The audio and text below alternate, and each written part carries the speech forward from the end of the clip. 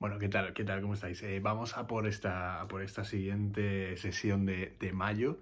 Es un cambio de escenario, pero no por ello un bajón de calidad. Esto que viene ahora, las dos últimas clases de las últimas reuniones de mayo, van a ser, bueno, cine clásico, también en blanco y negro, las dos, y vamos a seguir un poco una estela eh, por la cual definimos, digamos, determinados géneros y a través de diversos trazos que encontramos en las películas que vamos viendo, pues vamos a intentar, digamos, de alguna manera crear una especie de ciclo que aparentemente sin tener nada que ver los directores entre sí, por pertenecer a otras épocas, países, etcétera, pues sí que tienen nexos de unión con los cuales podemos, digamos, encontrar esos lugares donde poder juxtaponer diversos elementos y todas estas cuestiones que estamos viendo en estas clases.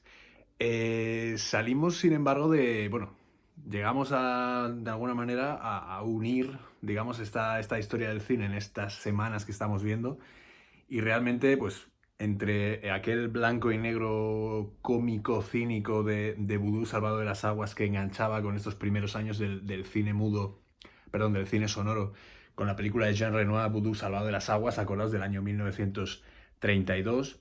Luego acabamos en esta Francia de 1960, en la cual la Nouvelle Vague ya empezaba a ser de alguna manera un movimiento bastante importante en Francia. Sin embargo, lo veamos para ver la película de René Clement que adaptaba a Patricia Highsmith en A Pleno Sol, talento de Mr. Ripley. Y digamos que pese a este enganche que tuvimos, de alguna manera, pues el cine francés, nos vamos a quedar con la parte criminal, con la parte, de alguna manera, más temática a la hora de ejercer nuestro análisis en estas semanas en este caso, como bien dice o como bien decía el vídeo de la semana pasada de José Luis García, este fundido a negro, este fundido al cine negro, con el cual nosotros ya vimos como en España, en los años 80, podíamos identificar la situación sociopolítica del país a través de las películas de José Luis García, que es una cosa que bueno, la cual ahora José Luis García, pues evidentemente es un chiste en sí mismo por varias cosas que ha ido haciendo a lo largo de estos años, pero hemos resuelto de alguna manera todo este homenaje a lo que él entiende que es el cine, tanto la apertura que hicimos de la clase con aquella introducción del primer qué grande es el cine, hasta, digamos, pues toda esta tradición que, digamos, ha ido manteniendo en las temáticas que ha ido haciendo a lo largo de todas sus películas, saliéndonos, por supuesto, del personaje y metiéndonos en la parte del cineasta. Si evolucionamos, hoy llegamos hasta otro director español, llegamos hasta una especie de evolución del género negro, podemos decir del género criminal, pero desde una óptica completamente distinta. Nos vamos a ir hasta México, que es un país que no hemos pisado, creo que en muchas ocasiones. Creo que la única vez que estuvimos en México fue para ver, si no recuerdo mal, La Jaula de Oro, una película bastante interesante en aquel ciclo latinoamericano que hicimos.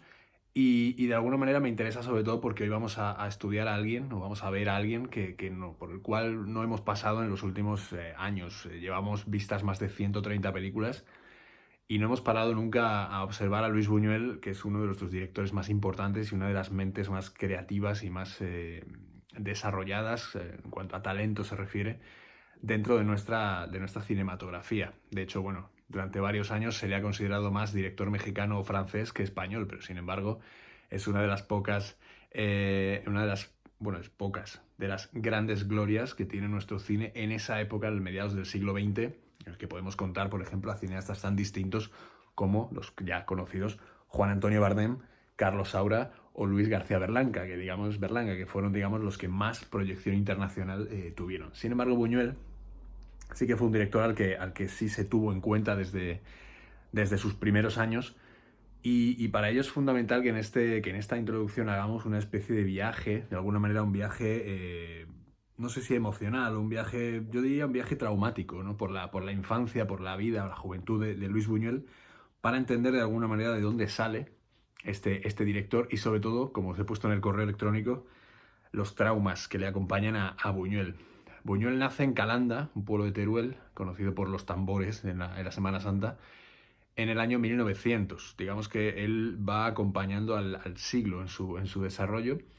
Los primeros años tiene contacto con un montón de ideas, de creencias religiosas, militares y una educación muy férrea, de la cual le es imposible por momentos escapar. Evidentemente, en su casa la educación que le daba su padre era una muestra de toda esta tradición católica, muy de la España de aquella época y más de la España rural, que es algo que a él le va a preocupar luego a la hora de mostrarlo en su cine.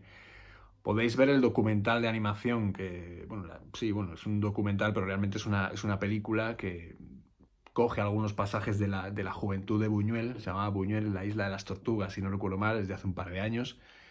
Y es muy interesante desde el punto de vista del análisis de todo lo que afecta a Luis Buñuel, a la parte que él retiene en su memoria. Sabemos que cuando somos niños o adolescentes somos esponjas y todo lo que vemos, escuchamos, sentimos, nos termina confiriendo determinados momentos en nuestra personalidad. Hay una escena en el documental que es muy interesante acerca pues, de un animal que está muerto y los buitres se acercan a él y él observa toda esta cultura de la muerte prácticamente que nos llega desde otros animales y que en los seres humanos, por supuesto, como animales que somos, también está presente. A los 17 años se marcha a Madrid, se marcha a la residencia de estudiantes, donde coincide con pues, toda la florinata de lo que luego será la cultura española de primeros de siglo. Allí está gente como Juan Ramón Jiménez, como Pepín Bello, como Salvador Dalí o como Federico García Lorca. De alguna manera, Buñuel se empapa de todo lo que aprende, de todos estos artistas, en aquella época artistas incipientes, inquietos culturales, digamos, que llegaban de otras partes de la península. Lorca era granadino, Dalí era de Figueras, de Girona, Jiménez era de Huelva y de alguna manera, digamos que, y, bueno, y Buñuel por supuesto era de Aragón.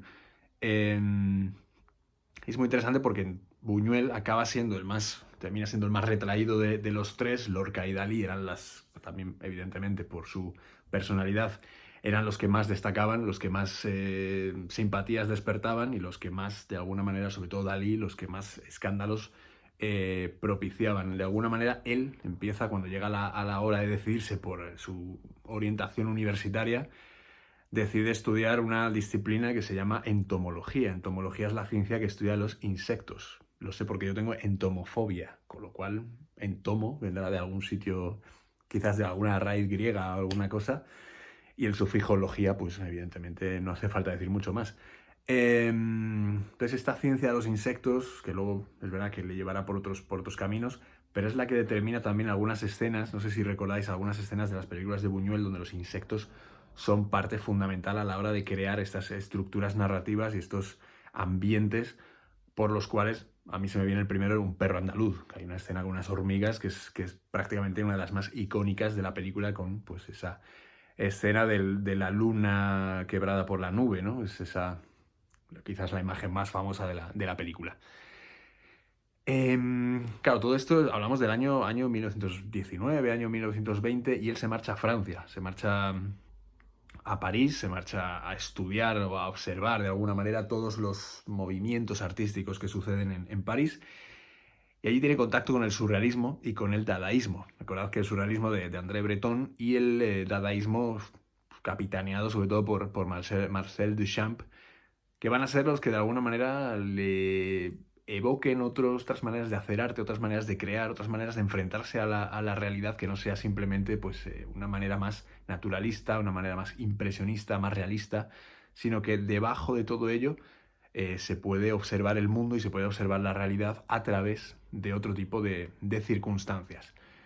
Entonces allí, digamos que es donde aprende a relacionarse en las tertulias que existen. De aquí viene aprendido porque ya asiste a las que dirige Ramón Gómez de la Serna, y digamos que llega a París con esa voluntad de ser, de empezar a destacar. Tenéis la anécdota que también la cuenta en el documental de sus paseos vestido de cura por las calles y de alguna manera, bueno, desafiando también lo que él consideraba que era un orden establecido. Sin embargo, de cine, Buñuel tampoco entiende nada ni le llama particularmente la atención, y no será hasta 1921 cuando ve en París una obra de Fritz Lang llamada Las tres luces. Aquí se llamó La muerte cansada. Y es una película que le abre los ojos a la cinematografía. De alguna manera, no solamente desde el punto de vista de la escultura, de la pintura, de la expresión más fija, sino también del punto de vista del cine, de la imagen en movimiento. Él considera que es el vehículo por el cual él puede transmitir todo lo que siente con respecto a lo que observa a su alrededor, ya sea en una España muy cambiante, porque en aquella época, recordemos, está pues la tardo restauración de Alfonso XII, luego acaba llegando la Segunda República para luego acabar en el golpe de Estado del año 36. Esto le pilla en España. De hecho, bueno,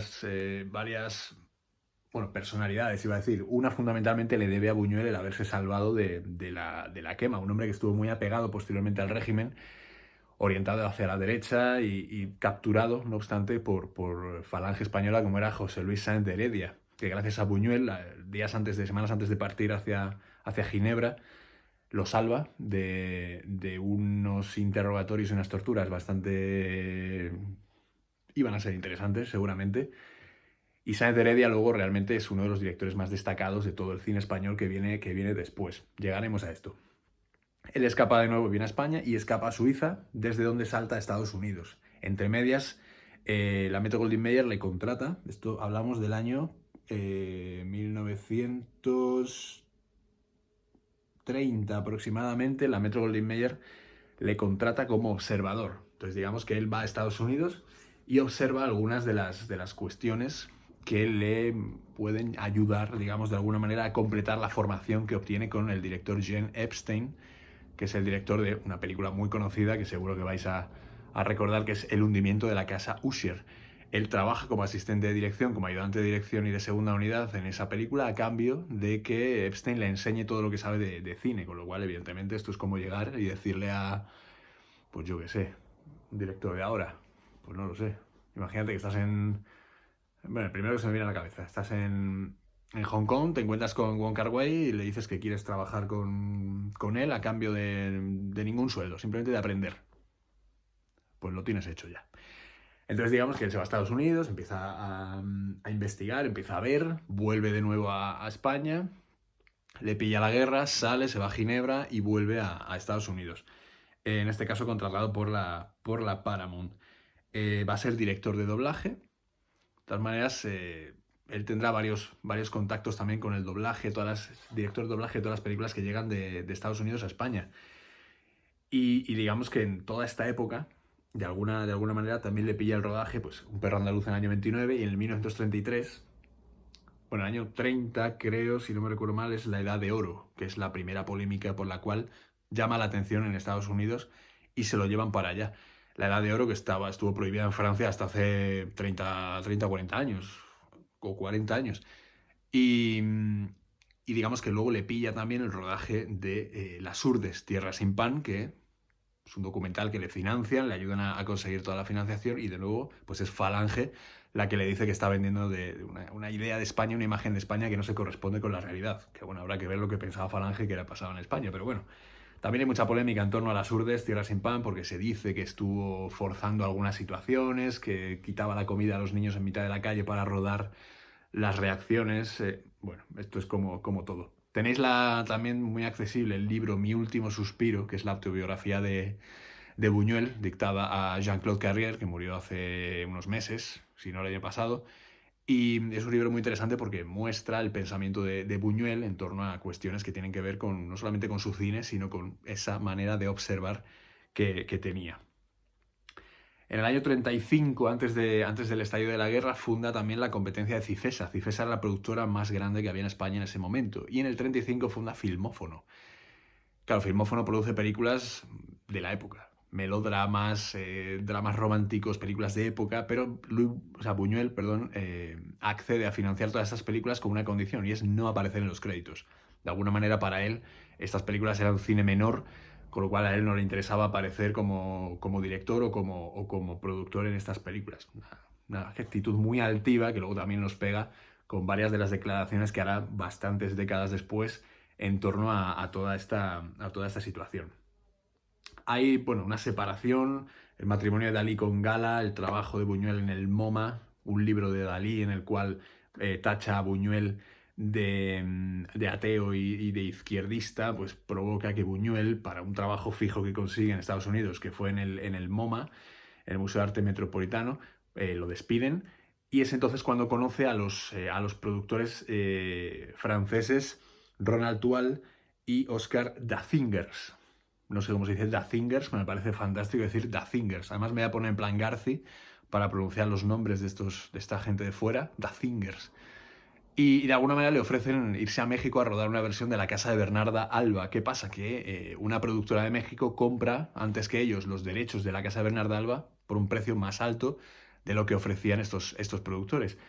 Y empiezan a surgir nuevas ideas, nuevas películas, nuevos proyectos, y el primero de ellos será Gran Casino, que será el primero que ruede en México en el año 1947. Ya han pasado bastantes años, concretamente 8 desde el final de la Guerra Civil. Buñuel no ha vuelto a España, y allí en México es donde se asienta, donde termina yendo a rodar estas películas, y ahora será donde haga estas obras maestras que ya son propias de su etapa mexicana, como son el Gran Calavera, perdón, Los Olvidados, El, del año 1953, y la que vamos a ver hoy, Ensayo de un crimen, del año 1955.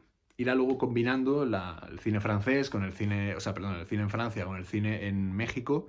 De hecho, Viridiana la rueda en México y no será hasta los años 80, creo recordar, cuando recuperemos la bandera de Viridiana. El equipo es español prácticamente en su totalidad. Y de hecho la Palma de Oro en Cannes, Viridiana la gana con bandera mexicana, con lo cual, obviamente, ¿no? Además, a Franco, que le encantaba el cine, le pusieron esta película y poco menos que se echa a llorar. Luego le gustó. Hay testimonios que dicen que pidió verla 3 veces seguidas, con lo cual, bueno, ahí hay debate. Y bueno, la película que vamos a ver hoy, la cuestión que nos afecta hoy es esta reconversión del género criminal en torno a un hombre, que es una película que es muy cínica, muy irónica y muy Buñuel. Al fin y al cabo vamos a ver muchos trazos del cine de Luis Buñuel en esta peli. Es una historia muy divertida desde la seriedad, ¿no? Nos encontramos a un hombre, Archibaldo de la Cruz, si no recuerdo mal su nombre, que desde pequeño tiene una obsesión por matar a todo aquel que bueno, le desafía o de alguna manera se le cruza entre ceja y ceja, y pasan cosas. Pasan cosas que determinan que esa muerte, ese crimen, no debe producirse de la manera en que Archibaldo lo tiene ideado. Entonces ahí está la gracia de la película. Os voy a pedir, por supuesto, que recordéis todas las películas de Buñuel que habéis visto. Las señas de identidad de Buñuel están todas en todo su cine. Hay muchísimos rastros podemos rastrear muchas de las cuestiones que afectan a Buñuel, al cine de Buñuel, las imágenes de Buñuel, y eso es una cosa que me gustaría que contrapusiéramos a la película, al visionado de Ensayo de un crimen. Es muy cortita, dura 86 minutos, si no recuerdo mal. Y así también os compenso por la duración del Crack. Ya sé que son 2 horas, pero a pesar de ser un peliculón, puedo entender que se hiciera en algunos momentos un poco larga. Pero esta sí que es una peli en la que merecerá la pena fijaros en los tipos de planos que utiliza, los recursos que plantea, los claroscuros, cómo ilustra esta historia de comedia negra criminal en 1955 en México. O sea, vamos a ir encadenando situaciones que nos alejan y nos ponen un poco en contexto de todo lo que supone esta película. Así que espero que os guste, que la disfrutéis y que el viernes que viene pues comentemos mucho acerca de esta película, Ensayo de un crimen, de Luis Buñuel. Hasta la semana que viene.